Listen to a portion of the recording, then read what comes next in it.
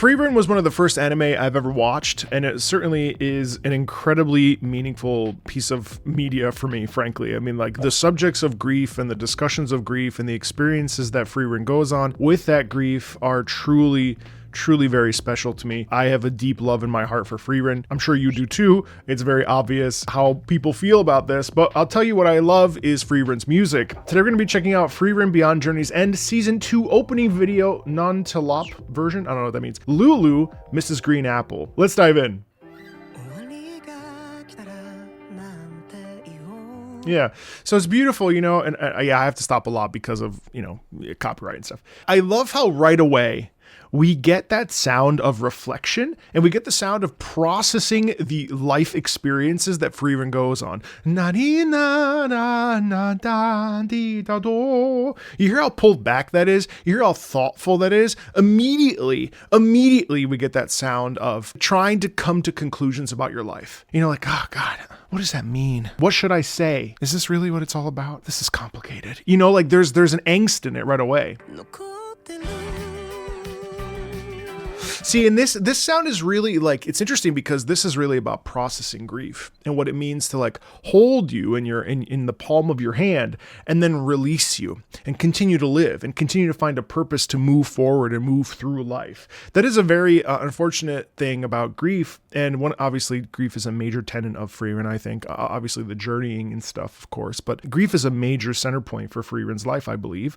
And one of the interesting things about grief in general is that as you process it and as you start to experience it and journey with it and live with it and carry it, it does lessen, and that impetus to move and to get on, even though you carry that grief, does get better. Like it's there, it's present, it's a part of you. And one of the most beautiful things about this particular moment right here is that we have this semblance of like, all right, I got to pick up the pieces. I don't want to, but what else can I do? And so, like, you know, when we have that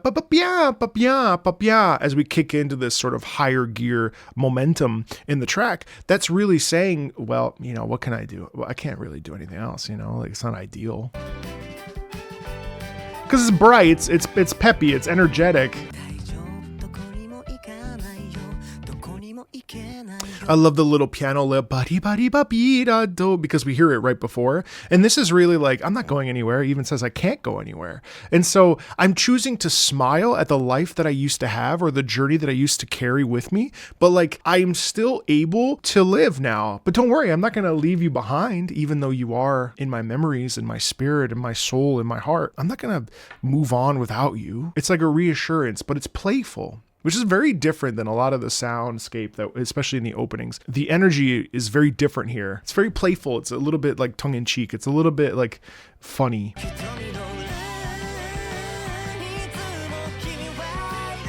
Yeah, and she's saying, you know, you're always behind my eyes. You're always a part of me. I love the and the video shows the montage of all the hijinks and the highs and lows of being with the original crew. It's insanely beautiful. It's insanely real. At a certain point, you start to just smile at the memory. I remember my grief counselor said that there was a distinct moment when grief shifts from seeing a bird and being like, oh, my dad, to seeing a bird and being, oh, my dad.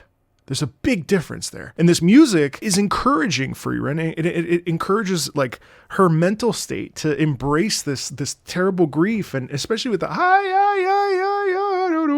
to really take it all in. And even the lyrics, I mean, the lyrics are saying, you're always behind my eyes. For some reason it becomes distant, I won't forget. But for some reason it becomes distant, you're always behind my eyes. What a gorgeous sentiment.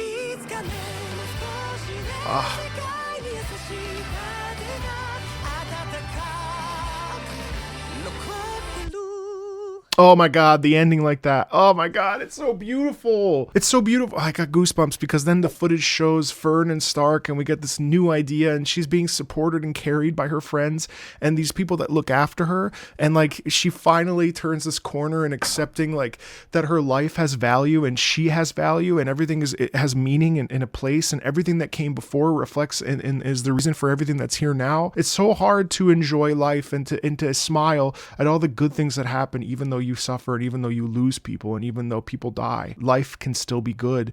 And it's a really, really hard thing for people to take on. And I love how we ascend into that upper register and we build up with that gorgeous chorus, my God. And it's just such a celebration of life. And it's such a celebration of the individual journey of discovering and processing and navigating grief and what it means to find people that look after you and care for you. What a stunning, stunning little simple opening. Really just delightful. I've been watching Frieren. If you want to catch up with it here on this channel and of course over on patreon.com/MarcoMeatball. I haven't dove into season 2 yet. I am currently watching Mob Psycho and we'll see whatever comes next. That will be up for a vote on Patreon. Yeah, definitely feel like supporting the channel if you want to. Thanks a ton and I'll talk to you later.